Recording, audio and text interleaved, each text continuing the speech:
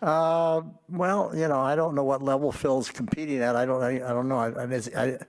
I guess he's still playing. He's playing Live Tours. I don't know whether he's playing or not. I don't know. You don't know. You never see it anymore. You've lost $55 million gambling over the years. How is that even possible? I'm not going to sit here. People are going to say I should say I regret it, but, I did it. I move on from it. I had a lot of fun doing it.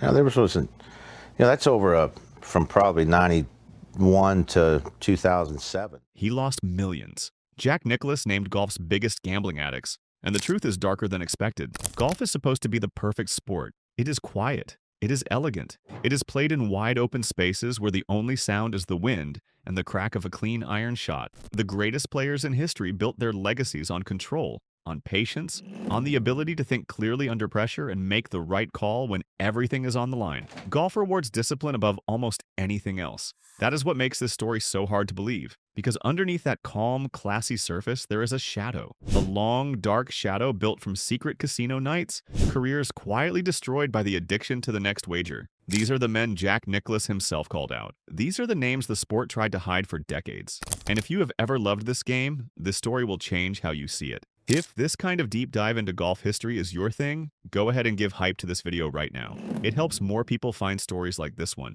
In the spring of 2025 at the Masters, Jack Nicklaus said something that stopped the golf world cold. He offered a stinging dismissal of certain modern players, men whose careers had been, in his words, derailed by gambling chaos. He was not speaking in vague terms. Everyone listening knew exactly who he meant. Nicklaus has always stood for one thing: focus. Total, complete focus on the score. His career was built on the belief that if you want to win, you protect your mind, you protect your edge. You do not hand it over to a casino floor at 2 in the morning. His comment at Augusta was not just a criticism. It was a warning fired across the entire sport. To understand why it mattered so much, you have to go back through the full history of golf's gambling problem. You have to meet the men who let the wager eat their game alive. Number 10. Arnold Palmer. Before anything else, you have to understand how golf's gambling culture got normalized in the first place. And that path leads to one of the most beloved figures the sport has ever seen. Arnold Palmer was the king, warmth and charm and competitive fire all in one. Fans adored him. And at his home club, Bay Hill in Orlando, he ran a daily cash game that has been going since the early 1970s.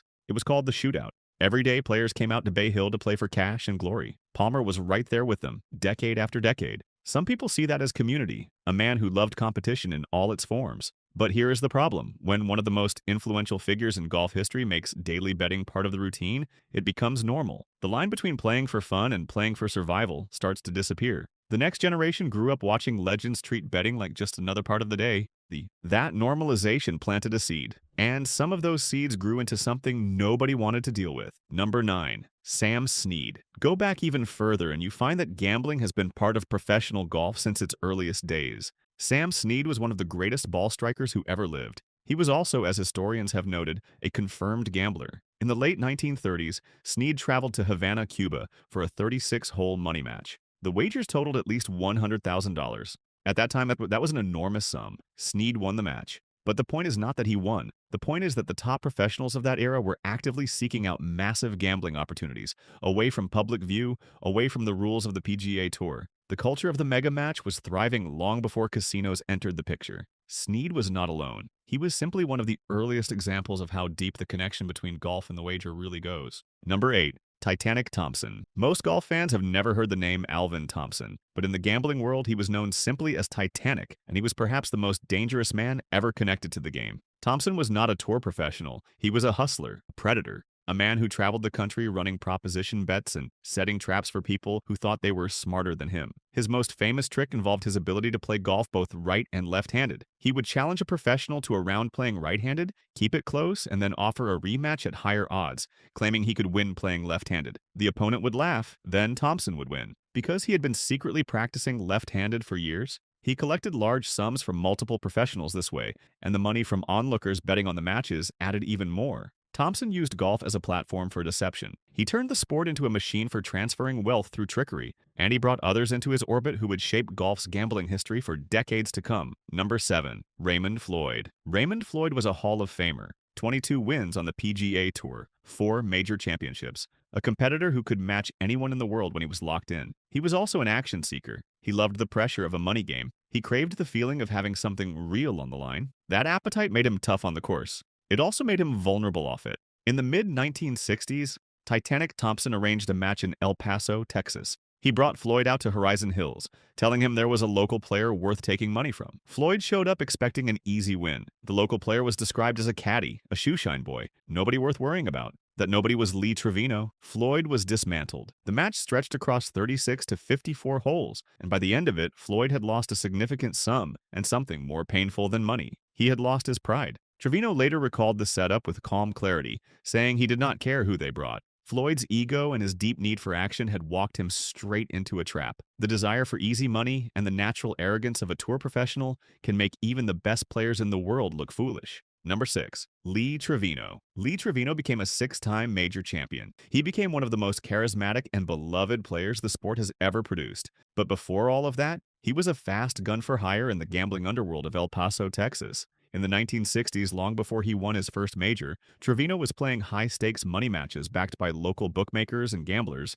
with connections to organized crime. He played in front of armed men whose financial survival depended on his performance. Trevino has been honest about what that was like. He said he was a fast gun. He got hired to play. The man gave him $100, and back then, that was a lot of money. He went out and performed under a level of pressure that most tour professionals could never imagine. A missed putt in that world was not just embarrassing, it could be dangerous. Trevino credits those matches with making him one of the most mentally tough competitors in golf history. He argued that once you have made a pressure putt for money you do not have, in front of men who do not accept excuses, a putt at a major feels manageable by comparison. The gambling world forged him, but the negative side of that world was always right there beside him. Trevino was one of the lucky ones. He used that pressure and came out stronger. Many others were not. Number 5. Doug Sanders. Doug Sanders won 20 times on the PGA Tour. He was colorful, charismatic, flashy. He was known as the peacock of the fairways because of the bright clothes he wore. He played the game with flair and lived his life the same way. He gambled. He socialized. He chased the action constantly. And on a Sunday afternoon in 1970 at the Old Course at St. Andrews, it all came apart in the space of 30 inches. Sanders stood on the final hole of the Open Championship, needing to make a putt of 30 inches to win the title outright. He missed it. He lost the subsequent playoff to Jack Nicklaus. Nicklaus won the championship. Sanders went home without the trophy he should have had. Years later, Sanders reflected on what that miss truly cost him. He said his life might have been very different if he had made that putt. He said he might have made $200 million more. Course design deals, endorsements, a legacy built on a major championship. All of it gone because of 30 inches. Sanders tied his failure in that moment to his inability to control his impulses away from the course. The gambling, the socializing, the fast lifestyle that kept his mind from ever fully settling into the quiet focus that clutch moments demand. For Sanders, gambling was not just money lost at the table. It was attention lost on the green. It was the tournament that got away. It was $200 million in a life that could have been. Number 4. Billy Walters. Billy Walters never swung a club professionally. He never competed in a major. But no single person did more damage to the integrity of modern professional golf than Billy Walters.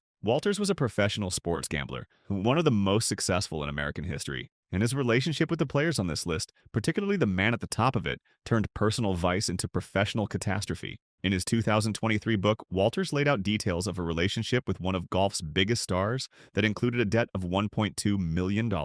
He alleged that insider trading tips were exchanged in place of cash. He claimed that his star player tried to wager $400,000 on the 2012 Ryder Cup, a tournament that same player was competing in as a member of the United States team. Those allegations were denied. But the association with Walters, the scale of the debts, and the federal investigations that followed created reputational damage that no denial could fully erase. Walters is the proof that when professional athletes mix with professional gamblers, the risks go far beyond losing money. They touch integrity itself. Number 3. John Daly. John Daly was one of the most naturally gifted golfers who ever picked up a club. The distance he could generate, the fearless shot-making, the ability to make the game look effortless. He had the raw talent to be one of the true greats of his generation, and he lost between $55 and $57 million, gambling over 16 years. The number that stands out most in that story is not the total. It is how Daly found out. He did not know. He had to sit down with a co-author and go through his tax records before the full picture emerged. He looked at the numbers and described it himself as stupidity. He said he thought it might have been 20 or 25 million, he had no idea it was 55 to 57 million. That level of disconnection from money is what severe gambling addiction looks like. It erases your ability to track value. Daly would sit at $5,000 slot machines for hours. He played blackjack hands that reached $15,000, and in 2005, after losing a playoff to Tiger Woods, he went straight to Las Vegas. In 5 hours, he lost $1.65 million, not in a night. In 5 hours, not in a... Jack Nicklaus spoke about Daly with a tone of genuine sadness. Nicklaus saw the extraordinary raw talent. He saw what Daly could have been, and he expressed deep concern that a player with that much ability had allowed his lifestyle choices to betray everything the game had given him. Daly's story is not just about lost money. It is about a career that never reached the heights it should have, because the addiction was always louder than the talent. He had the game to be considered one of the best to ever play. Instead, he became a cautionary tale about what happens when the casino gets more of your time than the practice range does. Number 2, Tiger Woods. Tiger Woods spent most of his career as the face of discipline in professional golf. Precise, controlled, the standard everyone else measured themselves against. And while the world watched him win major after major, a completely different version of Tiger was checking into the MGM Grand Mansion in Las Vegas. Reports from inside the Vegas gambling world revealed that Woods played blackjack at $25,000 a hand. His gambling was conducted in extreme secrecy. The casinos and his management team protected his image. Approximately $80 million crossed from his side of the table to the casino side, quietly, completely, without a single headline. The gap between the champion the world saw and the high roller the casino knew created pressure that is very hard to sustain indefinitely. Number 1, Phil Mickelson. No one in the history of professional golf has gambled on the scale that Phil Mickelson did. Over 30 years, Mickelson wagered more than $1 billion on sports. His net losses, according to Billy Walters, were approximately $100 million. $100 million. Gone. In 2023, Mickelson spoke publicly about his addiction in direct terms. He described it as a hurricane. He said it caused a lot of damage. He said he would not be betting anymore because he had crossed the line of moderation into addiction, and addiction was not any fun at all. That admission came only after years of rumors and federal investigations had already unraveled one of the most carefully maintained public images in professional sports. He owed Billy Walters $1.2 million in gambling debts. Walters alleged that the debt created a relationship where insider trading information moved in exchange for what he was owed. And then there was the Ryder Cup allegation. Walters claimed Mickelson attempted to place a wager of $400,000 on the 2012 Ryder Cup, a competition he was playing in as a team member. Mickelson denied it, but the accusation attached to a man buried under $1 billion in wagers told the full story. Jack Nicklaus addressed it at the 2025 Masters. He connected the gambling chaos to the erosion of Mickelson's competitive edge. He linked the move to LIV golf not to a new challenge, but to financial desperation. When your motivation shifts from winning tournaments to managing debt, the game is already lost. The hurricane does not just take the money. It takes the focus. It takes the edge. It takes the legacy. Here is what all of these stories add up to. From the $100 Trevino earned as a fast gun in El Paso, to the $1 billion Mickelson pushed across the table over 3 decades, gambling in golf has always been there. Growing, taking. It took Doug Sanders' major championship. It took John Daly's greatness. It drained $80 million from Tiger Woods without a headline until the structure collapsed. It pulled Phil Mickelson from the pinnacle of the sport into debt, investigation, and public shame. It turned Floyd's pride into a cautionary tale. It gave Palmer's daily shootout a warm image while quietly blurring the line for those who came after. Gambling is not victimless in any form. It erodes focus and reputations. It creates desperation that pushes players into ethical corners they cannot escape. And as betting becomes more legal, more visible, and more embedded into how golf is broadcast, the risk for the next generation is higher than it has ever been. Jack Nicklaus understood something that most people spend a lifetime learning the hard way. The pursuit of the wager and the pursuit of the win cannot exist together at the highest level. Not because betting is evil in some abstract sense, but because true greatness requires everything you have, every ounce of focus, every quiet moment of preparation, every clear thought before a crucial shot. Addiction steals all of that, quietly, completely, without a headline until it is too late. These men had every resource in the world. They had talent, money, fame, and opportunity, and still the addiction found them. That should tell you something important about how powerful this particular pull really is. Golf is a beautiful game. It deserves players who give it everything they have on the course where it truly counts. The score is the only wager worth chasing. If you made it this far, drop a comment below and tell us which name on this list surprised you the most and why. Like this video if it opened your eyes to a side of golf you never knew existed, and subscribe so you never miss a story like this one.